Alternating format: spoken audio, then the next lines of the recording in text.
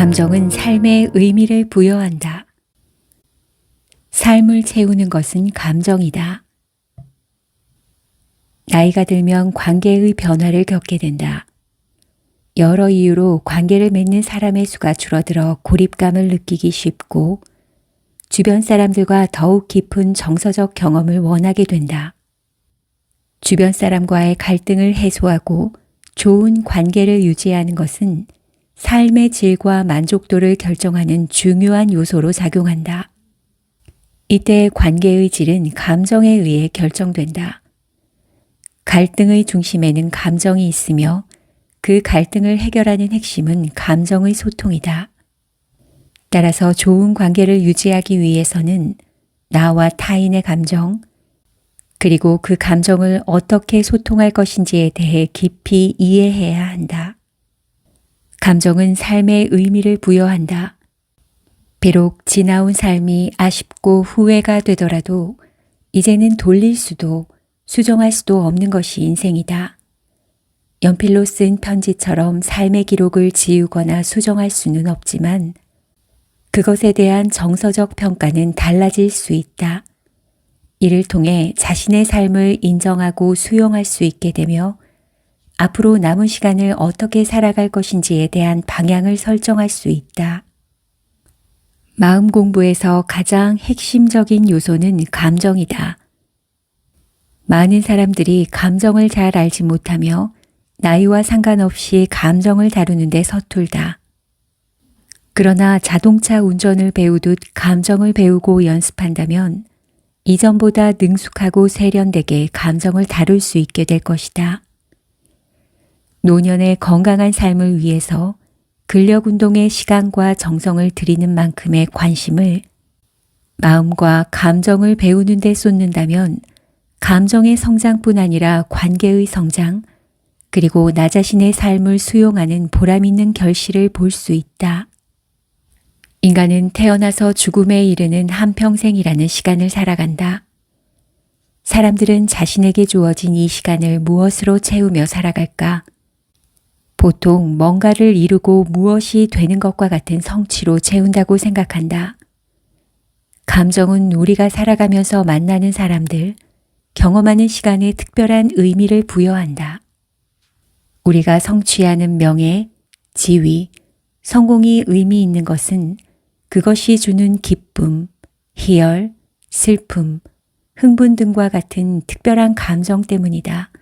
즉, 우리의 삶을 채우는 것은 감정이다.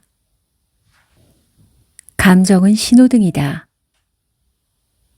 감정은 느낌, 생리적 반응, 신체적 표현으로 이루어져 있다. 감정은 우리가 무언가를 경험할 때 의식에서 느끼고 몸으로 반응하고 행동으로 표현하는 모든 것이다. 감정에 대해 기억해야 할 중요한 한 가지는 감정이 단지 정서적 현상이 아니라 온몸을 통해 드러난다는 것이다. 마음과 몸은 분리된 것이 아니라 하나의 통합된 시스템으로 작동한다. 몸에서 나타나는 다양한 현상이 신체적인 질병으로 나타난 것이 아니라면 이는 감정 상태를 알려주는 신호이다. 이러한 신호를 통해 자신의 마음 상태를 돌아보고 살펴보는 것이 중요하다. 감정은 신호등이다. 우리는 신호등의 색을 보고 어떤 행동을 할지 결정한다. 감정이라는 신호등은 나 자신뿐 아니라 타인도 볼 수 있어서 나의 상태를 타인도 알 수 있다. 감정을 통해 우리는 자신의 내면 상태를 인식하고 욕구와 필요를 파악할 수 있으며 타인과의 관계와 환경 속에서 자신의 상태를 파악할 수 있다. 기억해야 할 것은 나만 감정의 신호등을 가지고 있는 것이 아니라는 점이다. 세상의 모든 사람들이 감정이라는 신호등을 가지고 있다. 나의 신호등은 물론 타인의 신호등도 읽을 수 있고 이에 대해 적절하게 응답하는 것, 이것이 소통이다. 우리는 감정을 통해서 나 자신, 그리고 타인과 소통한다. 더 나아가 세계와 소통할 수 있다. 지천명과 이순 사이. 불면증으로 약을 복용 중인 50대 초반 여성이 진료 중에 최근의 마음 상태에 대해 이렇게 이야기했다. 이제는 50대를 지천명이라고 하는 이유를 알겠어요. 내 삶이 부족하면 부족한 대로, 아쉬운 대로 그랬구나 하고 받아들이게 되는 것 같아요. 여기까지가 내 몫이구나. 그래도 열심히 살아왔다 하는 마음이 생겨요. 하늘이 정한 운명을 안다는 것이 바로 이런 마음인 것 같아요. 그녀는 30대에 어린아이 둘을 데리고 이혼을 했다. 남편이 양육비를 한 푼도 주지 않아 아이들을 친정에 맡겨두고 돈을 벌어야 했다. 아이들이 중고등학생이 되어서야 경제적으로 어느 정도 안정이 되어 함께 살게 되었다. 어느새 아이들은 대학에 진학하게 되었다. 그녀는 자신의 인생을 돌아보며 이런 말을 덧붙였다. 저희 지난 삶을 돌아보면 아쉽고 후회되는 점이 많고 남들이 보면 대단할 것 없는 인생이라고 할지 모르겠어요. 하지만 이혼하고 애들 데리고 살던 막막했던 시절을 생각하면 이만큼 살아온 것도 대견해요. 이젠 스스로 수고했다고 저를 위로할 수 있게 되었어요. 흔히 나이 50은 하늘의 명을 알게 된다는 뜻으로 지천명이라 하고 60은 귀가 순해져 사사로운 감정에 얽매이지 않고 모든 말을 객관적으로 듣고 이해한다는 뜻으로 이순이라고 한다. 나는 지천명이란 자기 삶의 한계를 받아들일 수 있게 되는 상태를, 이순은 타인의 감정을 공감할 수 있고 마음의 평화를 얻은 상태일 것이라고 자의적으로 해석하고 있다. 이제 지천명과 이순의 나이에 있는 50대와 60대의 마음속 풍경을 스케치해 보려고 한다. 모든 사람이 동일한 감정을 겪는 건 아니겠지만 마음 풍경을 참고 삼아 자신의 현재 상태와 비교해 보길 바란다. 그러면 감정의 관점에서 내가 어린 시절과 비교해 어떻게 성장했는지, 앞으로 70대 이후의 시간을 향해 어떻게 성장해 나갈지 나만의 지도를 그릴 수 있을 것이다. 50 이후 펼쳐지는 마음의 풍경들. 1. 감사와 자신을 믿는 마음. 가끔 어린 시절에 비하면 부자가 되었다고 느낄 때가 있다. 내가 듣고 싶은 노래를 마음껏 들을 수 있을 때다. 더군다나 요즘은 유튜브를 찾아보면 좋아하는 노래가 1시간 동안 반복 재생되도록 편집되어 있기도 한다. 모든 것이 부족했고 여러 형제들과 나누어야만 했던 어린 시절에 비하면 지금은 얼마나 큰 부자인가 감사할 일이다. 10대 시절에 비하면 지금은 남은 시간의 길이가 짧아졌고 이후 삶의 모습도 어느 정도 예측이 가능해졌다. 지나온 삶이 만족스러웠던 것은 아니지만 많은 것들이 분명하고 확고해졌기 때문에 변동성이 줄어들었다. 내가 그려온 그림이 완벽하고 훌륭해서가 아니라 살아보기 전에는 두려움으로 가득 찼던 삶의 과정을 통과해 왔다는 것에 감사하고 자부심을 느낀다. 50대와 60대는 그동안 살아오면서 자신에 대한 이해가 깊어졌다. 그 결과 자신을 어떻게 위로하고 달랠 수 있을지를 알게 되었다. 두려움과 불안 속에서도 삶의 과정을 통과해 왔고 지금까지 해왔듯이 앞으로 남은 삶도 그렇게 살아낼 수 있을 거라는 믿음이 생겼다. 이들의 자신감은 삶의 모든 문제를 완벽하게 해결할 수 있다거나 삶의 고통에 무감각해서가 아니라 흔들리면서도 끝내 살아내는 자신에 대한 믿음에서 비롯된 것이다. 2. 안정감과 모험심. 배우자, 직업, 자녀, 경제적 조건 등 50대와 60대의 삶을 구성하고 있는 많은 것들은 이제 어느 정도 고정되어 젊은 시절에 비하면 큰 변동 없이 안정적으로 흘러간다. 이러한 삶의 조건들뿐 아니라 매일 일상을 사는 방식도 일정한 순서가 만들어져 반복된다. 비슷한 시간에 잠자리에 들고 일어나며 정해진 시간에 익숙한 메뉴로 식사를 한다. 늘 만나던 사람들을 만나고 즐겨 찾는 장소에서 쇼핑을 한다. 나이 들수록 삶은 예측 가능한 패턴이 반복된다. 루틴은 효율적이며 안정감을 준다. 새로 적응하기 위한 큰 에너지를 쓸 필요가 없고 자동적으로 흘러가기 때문이다. 하지만 안정감을 얻은 대신 어린 시절처럼 새로운 변화와 도전 앞에서 느끼는 흥미진진함이나 재미는 부족하다. 이것이 때로는 지루함이나 무료함으로 이어질 수 있다. 안정적인 5060의 시간에 호기심, 모험심, 도전 정신을 추가한다면 삶이 보다 다채로워질 수 있다.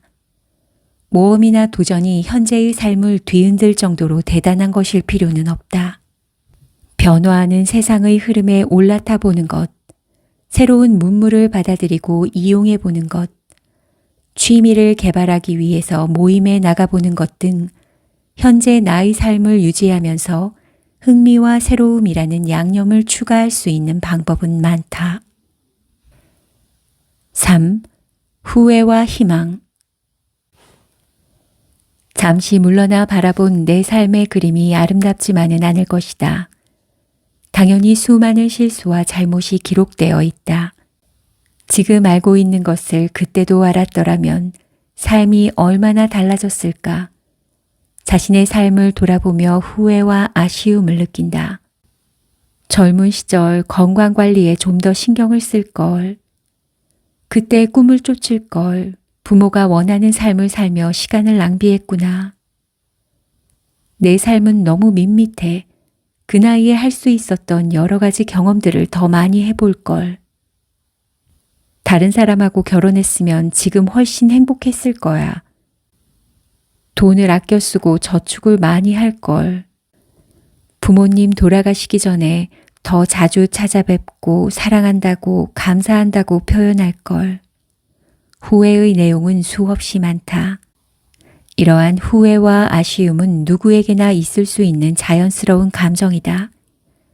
이것은 앞으로의 삶을 더 가치 있게 만들어주는 중요한 교훈이 될 수 있다. 빅터 프랭클은 인간이 자신의 운명을 선택할 수 없더라도 그 운명에 대한 태도를 선택할 자유가 있다고 강조한다. 그리고 우리가 더 이상 상황을 바꿀 수 없을 때 우리는 자신을 바꿀 도전에 직면하게 된다고 했다. 지나온 삶을 바꿀 수는 없지만 그 삶을 바라보는 태도는 자신이 선택할 수 있다. 도화지의 남은 여백을 뭔가 대단한 것으로 채우려는 노력보다는 삶을 바라보는 태도를 바꾸는 것이 나의 인생에 의미를 더하는 일이 될 것이다. 4. 슬픔과 연민. 우리 삶에는 여러 가지 이별이 있다. 흔히 어린 시절과의 이별, 학창 시절과의 이별, 젊은 시절과의 이별 등과 같은 말을 한다. 이것은 한 상태에서 다른 상태로의 변화를 의미하는데 이러한 이별은 성장과 변화를 동반하기 때문에 긍정적인 측면도 있다. 또 다른 측면에서의 이별은 나에게 중요한 사람을 잃는 실제적 이별이다.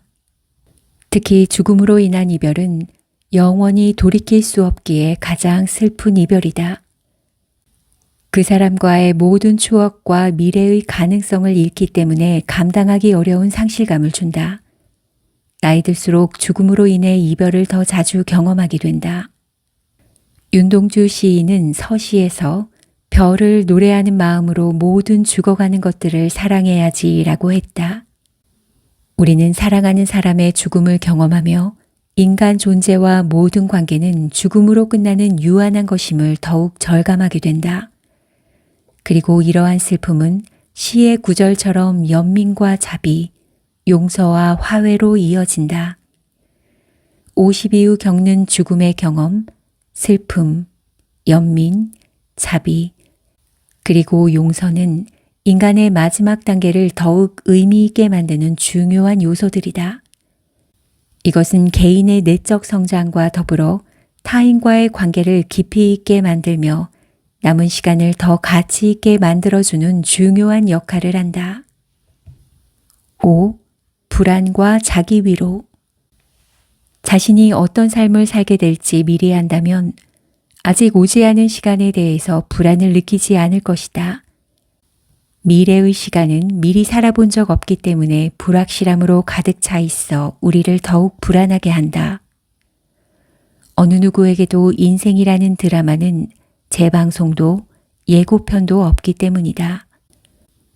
고등학교 졸업 30주년 행사가 있었다. 함께 공부했던 친구들을 30년 만에 다시 만나며 내가 느낀 감정은 안심이었다. 공부를 못하거나 선생님께 자꾸 야단맞아 걱정했던 친구들이 다들 자기 방식대로 삶을 살고 있었다.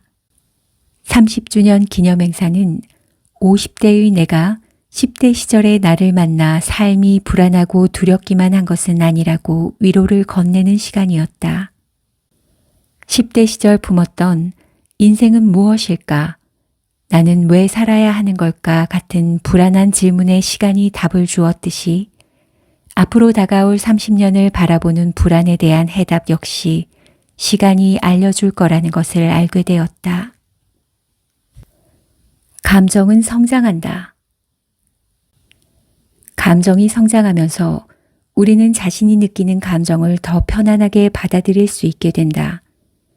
감정에 대해 옳고 그름을 판단하거나 그 감정을 느끼는 자신을 비난하지 않을 수 있다.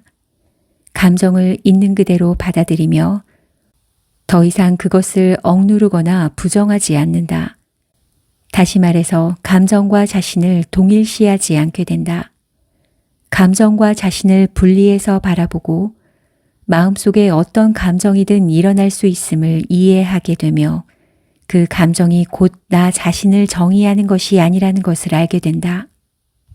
어떤 사람에게 극도의 분노를 느끼더라도 내가 악한 사람이 아니라는 것을 받아들일 수 있는 것이다. 감정은 일시적인 것이며 그 감정이 나를 휘두르는 것이 아니라 내가 감정의 표현 방식을 조절할 수 있다는 것도 알게 된다.